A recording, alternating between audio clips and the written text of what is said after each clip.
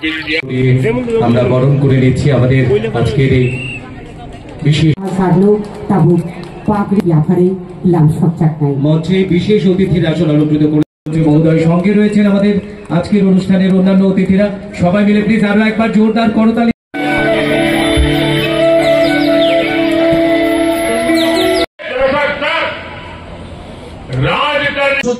একটি boys hostel নির্মাণ করা হবে, যার জন্য আর্থিক ব্যয় হবে 5,74,00,000 টাকা। ক্রীড়া দক্ষতা ও খেলোয়াড়ি মনোভাবের বিকাশের জন্য আগে শুধু সরকারি হোস্টেলগুলোতে ক্রীড়া সামগ্রী বিতরণ করা হতো। এই বছর যেগুলো এনজিও দ্বারা পরিচালিত হয় সেই হোস্টেলগুলোকেও ক্রীড়া সামগ্রী বিতরণ করা হবে। এর জন্য প্রায় 90 লক্ষ টাকা ব্যয় করা হবে। ইতিমধ্যে 100টি সরকারি এসটি হোস্টেল স্মার্ট ক্লাস স্থাপন করা হয়েছে। আরো 70টি সরকারি এসটি হোস্টেল স্মার্ট ক্লাস সুবিধা সম্প্রসারিত করা হবে। এর জন্য প্রায় 2,80,00,000 টাকা ব্যয় হবে।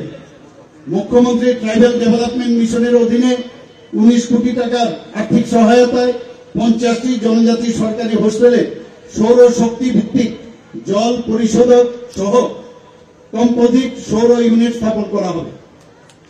চিফ মিনিস্টার ট্রাইবাল ডেভেলপমেন্ট মিশনের অধীনে 500টি বৈদ্যুতিক অটো বেকার জনজাতি যুবক যুবতীদের মধ্যে বিতরণ করা হবে, যার আর্থিক ব্যয় হবে 20 কোটি টাকা।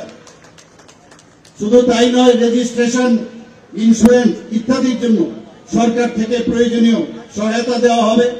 এছাড়াও এই মিশনের অধীনে মোটর ড্রাইভিং প্রশিক্ষণের জন্য উদ্যোগ নেওয়া হয়েছে। মুখ্যমন্ত্রী জনজাতি উন্নয়ন মিশনে অধীনে 30,000 জনজাতি মহিলা তাঁতিকে সুতা বিতরণ করা হবে, যার আর্থিক ব্যয় 3 কোটি টাকা। বন্ধুগণ, আমার মনে হয় যে আজকের যে অনুষ্ঠান, সেই অনুষ্ঠানের মধ্যে যে ঘোষণা আমরা সরকারের তরফ থেকে আমরা করলাম, আমার মনে হয় এটা বেস্ট প্ল্যাটফর্ম। সেই প্ল্যাটফর্ম থেকে আমি সেটা ঘোষণা দিলাম। আপনারা সবাই জানেন যে মাননীয় প্রধানমন্ত্রী জি বারবার বলছেন যে জনজাতিদের উন্নয়ন ছাড়া আমাদের দেশ কোনো অবস্থায় উন্নয়ন হবে না। আমরাও ত্রিপুরা সরকার মাননীয় প্রধানমন্ত্রীজির মার্গদর্শনে বারবার আমরা এই কথাটা বলছি যে ত্রিপুরা কখনোই অগ্রগতি হবে না যতক্ষণ ধরে জনজাতিদের উন্নয়ন না হবে।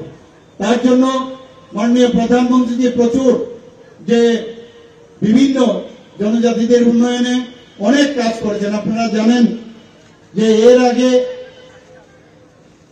আমাদের যিনি অটল বিহারী বাজপেয়ী, যিনি ভারতরত্ন এবং আমাদের প্রাক্তন প্রধানমন্ত্রী, ওনার সময় যে আলাদা করে এই জনজাতিদের জন্য একটা ইউনিয়ন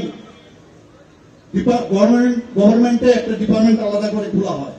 আমরা সেই জায়গা থেকে আজকে একের পর এক মাননীয় প্রধানমন্ত্রী বিভিন্ন যোজনা ঘোষণা করেছেন এবং শুধু ঘোষণা নয়, সেগুলোকে যাতে গ্রাউন্ডে সেগুলো কার্যকারী হয় সেই ব্যবস্থা উনি মনিটরিং করেন।